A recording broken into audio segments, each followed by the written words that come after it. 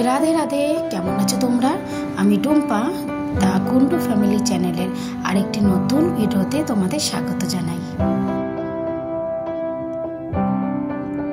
আজ সকালে প্রিন্সের জন্য করলাম ফুলকপি দিয়ে পরোটা আর টমেটোর চাটনি। সকালে আবারও পরোটা খেয়ে যায় না, ও একটু দুধ খেয়ে নিয়েছে আর সঙ্গে চকোস। 7:30টার সময় বাস চলে আসে, তবে এই যে ঠান্ডাটা পড়েছে, এবার এক সপ্তাহ পরে হয়তো স্কুলে টাইমিং চেঞ্জ হয়ে যাবে, 7:30টার জায়গায় 8টা হয়ে যাবে। মানে 8টায় হবে বাসের টাইম, কিন্তু স্কুল টাইমিং হবে 8:30। আর এই যে এত ঠান্ডা, তাই সকাল সকাল একটু গোলমরিচ আর আদা দিয়ে হালকা করে লিকার চা করছি।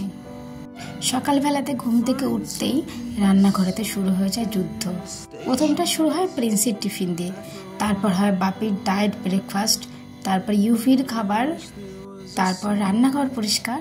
সমস্ত কাজ শেষ করতে করতে প্রায় 2 ঘন্টা সময় লেগে যায়। আর একটা হয়েছে সমস্যা, এত ঠান্ডা, সকালবেলা এখন একদম উঠতে মন চাচ্ছে না। অপেক্ষা করছি কবে স্কুল থেকে মেসেজ আসবে যে স্কুলটা ঠান্ডার জন্য 8 ঘন্টা ডিলে হচ্ছে। এই যে সেই আমার তুলসী গাছটা, যেটাকে বাপি লাগিয়ে দিয়েছিল, কিন্তু গাছটা হয়তো বেঁচে যাচ্ছে। রোদও বেশ ভালোই পরিমাণে এখানে পড়ে, সেক্ষেত্রে মনে হচ্ছে গাছটার কোনো ক্ষতি হবে না।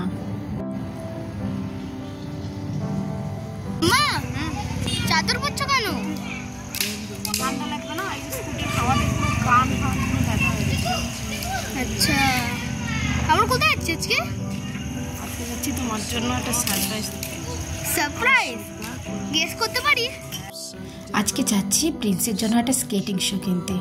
সারাদিনে অনেক কাজকর্ম করেছি, সেগুলো ভিডিও আজকে বানাইনি, কারণ সমস্ত ভিডিও ক্লিপগুলো দিতে গেলে এই যে পুরো ভিডিওটা অনেক বড় হয়ে যাবে।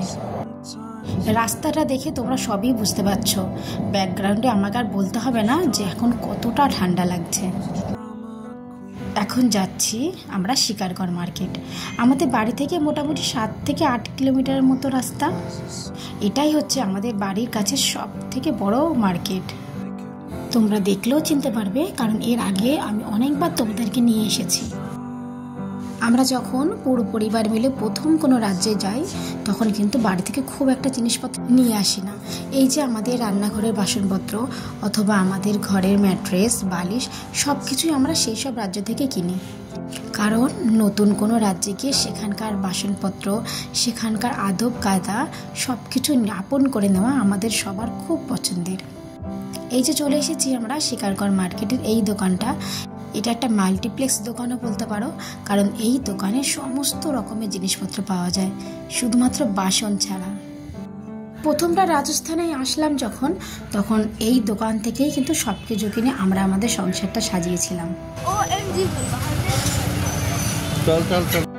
আজকে আমি আর বাপি ভাবলাম প্রিন্সকে একটা সারপ্রাইজ দেবো। সেই জন্য এই দোকানে আসার আগে ওকে কিচ্ছু বলিনি যে দোকানে এসে আজকে তোকে কি কিনে দেওয়া হবে। রাস্তায় আসার সময় অনেকবার জিজ্ঞাসা করছিল সারপ্রাইজটা কি হবে, কিন্তু আমরা কেউ ওকে কিচ্ছু বলিনি। কিন্তু মনে হচ্ছে ও একটু একটু আইডিয়া লাগাতে পারছে। দোকানটার উপরের সেকশনটা আছে শুধুমাত্র জামা কাপড়, আর এর নিচে আছে জুতো এবং বিভিন্ন ধরনের ইনভিটেশন, খেলনা আর গিফট। আচ্ছা, দেখো এটা পিস্তলে, এরকম আমরা পিস্তলের মধ্যে গুলিও থাকে। Mirror kitchen. ওই দেখো, দোকানে ঢোকা মাত্র ইউপি একদম ছুটে চলে গেল খেলনা সেকশনে। হবে না? আচ্ছা, কোথাও বস, একটা স্টুল है क्या भैया? गिर जाएगा बच्चा। ইউপি যে মোটে খেলার সেকশন থেকে একটুও নড়ছে না, ওদিকে পাপা ওকে পাহারা দিয়ে দাঁড়িয়ে আছে। ওইগুলো পছন্দ করে, অনেকগুলো গাড়ি থাকে।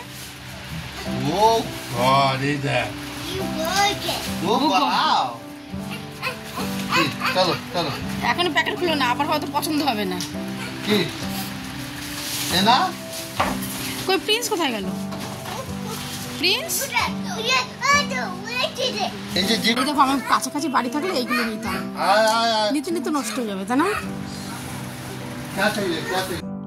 আর এখানে দেখাই কত রকমের জিনিসপত্র, গিফটের আইটেম। এখানে একাধিকবার এই দোকানে আমরা এসেছি, আসলে সমস্ত জিনিস এত পছন্দ হয়।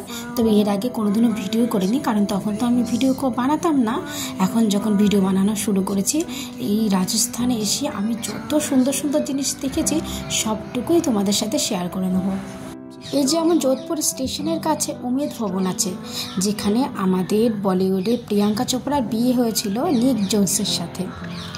সেই উমেদ ভবনেও এত সুন্দর সুন্দর ঐতিহাসিক জিনিস রাখা আছে।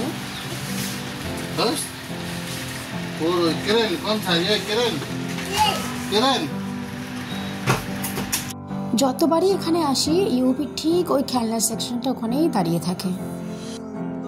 হচ্ছে না না, করিস না করিস না করিস না, পড়ে যাবে। জিনিসপত্র কাঁচের জিনিসপত্র আছে, ভেঙে যাবে। প্রিন্স এখনই যে স্কেটিং শোটা দেখছিল সেটা ওর পায়ের মাপের নয়, অনেকটাই ছোট। তাই আবার নতুন করে খুঁজতে শুরু করলো। ততক্ষণ আমি ভাবলাম এখানে যে ফুলের সেকশনটা আছে সেগুলো একটু তোমাদের দেখিয়ে দিই। ফুলের কথা বলতেই মনে পড়ে গেল হিমাচল প্রদেশের কথা। সেখানে কত সুন্দর ফুল দেখতাম আমরা। আর দেখো এটা কি মাম্মা, প্রফেশনাল স্পোর্টস কিছু একটা হবে সায়েন্সের জন্য। এটাকে বাচ্চা মেয়েদের খেলানো kitchen, pencil box corner, water বোতল, গিফট সেকশন এখানটায়। আমার জলের বোতল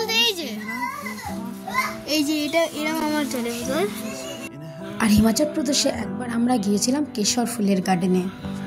আর কেশর ফুল তো দেখতে খুব সুন্দর। সেই বাগানে দাঁড়িয়ে যত দূর চোখ যাচ্ছিল শুধুমাত্র সুন্দর সুন্দর কেশর ফুল। যদিও দৃশ্যগুলো বা ভিডিওগুলো ক্যামেরাবন্দি করতে পারিনি, তবে চোখে এখনও ধরে আছে। এই একটা জিনিস দেখো, এখানে গোপাল ঠাকুরের জন্য কত সুন্দর সুন্দর সিংহাসন রাখা আছে। তারপর হিমাচল প্রদেশে আমরা আপেলের বাগানেও গিয়েছিলাম। আর এখানে আছে খুব সুন্দর সুন্দর ভগবানের মূর্তি, গণেশজির মূর্তি, খাটুশ্যাম বাবার মূর্তি, আর এখানে আছে মাতা রানীর মূর্তি। জম্মুতে কাটোরায় যে মাতা রানীর মন্দির আছে সেই মায়ের মূর্তি। আমাদের পশ্চিমবঙ্গে সবার বাড়িতে যেমন করে একটি আম গাছ অথবা পেয়ারা গাছ অথবা নারকেল গাছ থাকে, তেমনি জম্মু, কাশ্মীর অথবা হিমাচল প্রদেশে প্রত্যেকের বাড়িতে আপেল গাছ আর লেবু গাছ থাকে। নিজের গাছ থেকে আপেল পাড়ো আর খাও।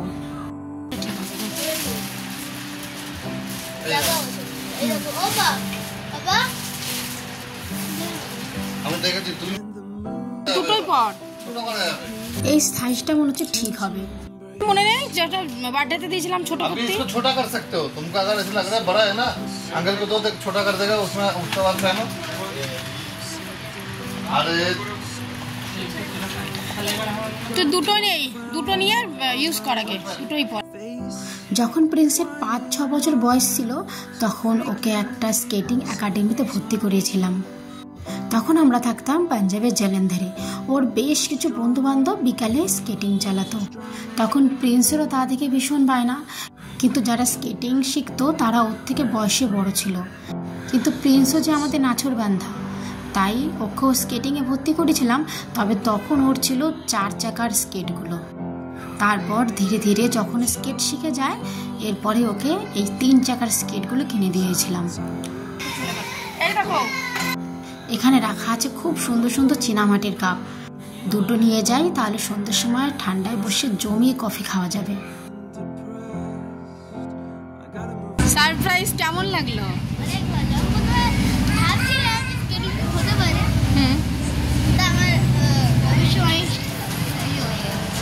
ও তুই ভেবেছিলি, মানে গেস করেছিলি যে স্কেটিং শো হতে পারে? ভালো হয়েছে।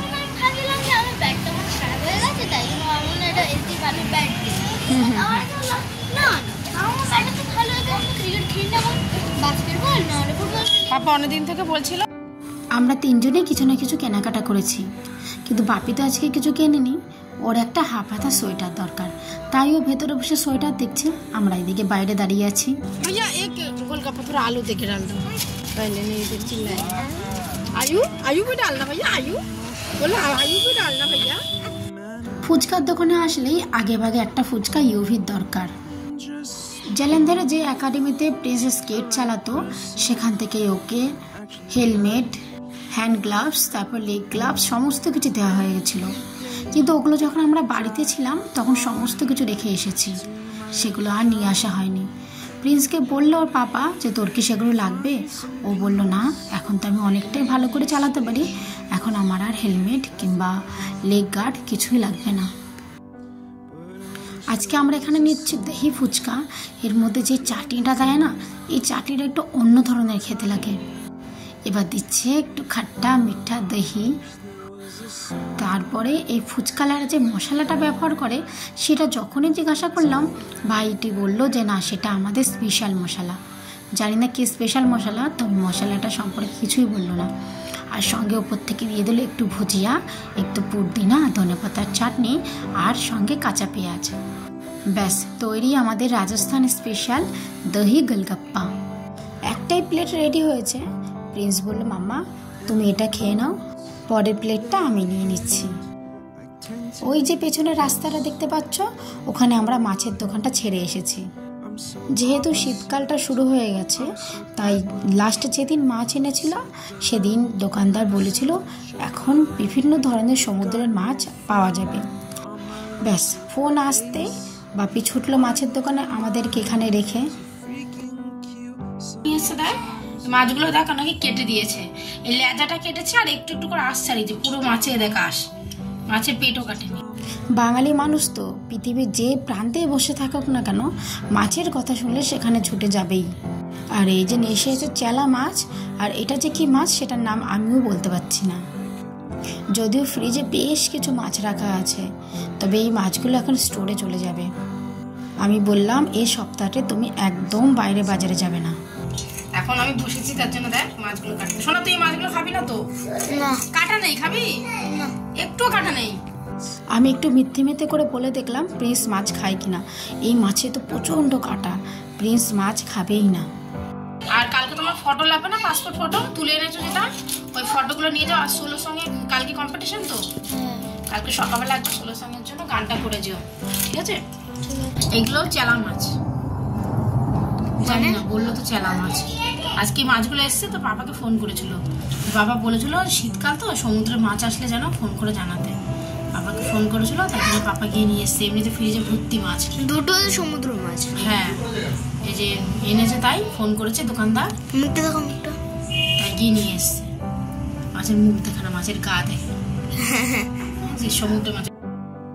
ব্যাস আজকের জন্য এতটুকু। আবার নিয়ে আসবো অন্য কোনো ভিডিও গল্পের মাধ্যমে। আমার সঙ্গে থেকে এতক্ষণ ধরে আমার ভিডিওটি দেখার জন্য তোমাদেরকে অসংখ্য ধন্যবাদ। তোমরা ভালো থেকো, আর ভিডিওটি ভালো লাগলে একটা লাইক আর একটা কমেন্ট করে দিও। তোমরা ভালো থেকো, আবার নিয়ে আসবো অন্য কোনো ভিডিও গল্পের মাধ্যমে।